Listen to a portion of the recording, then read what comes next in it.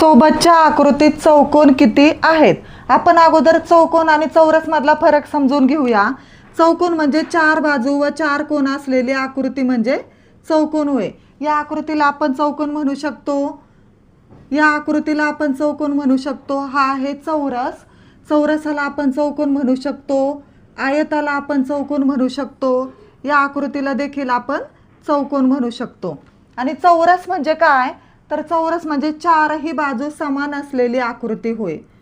चारही बाजू समान असलेली आकृती म्हणजे चौरस होय। या चौरसाला आपण चौकोन म्हणू शकतो। आता आपल्याला इथं या आकृतीमध्ये चौकोन किती आहेत ते काउंट करायचे आहेत।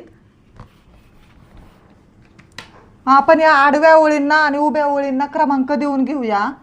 1 2 3 4 1 2 3 4 आणि इथं आतमध्ये छोटे चौकोन आहेत त्यांना देखील क्रमांक देऊया। 1 2 आणि 1 2 या उभ्या ओळींना। आता या आडव्या क्रमांकाची बेरीज करायची आणि उभ्या क्रमांकाची देखील बेरीज करायची। 4 पर्यंत अंकांची बेरीज 10 येते आणि इथं सुद्धा बेरीज 10। मग 10 गुणिले 10 100। आता इथं हे छोटे चौकोन देखील आपल्याला त्यामध्ये ऍड करायचे आहेत।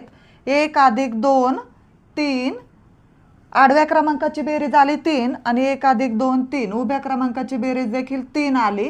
मग 3 त्रिक 9 आणि ह्या दोघांची ॲडिशन करायची। 100 अधिक 9 बरोबर 109। म्हणजे या आकृतीमध्ये चौकोन किती आहेत?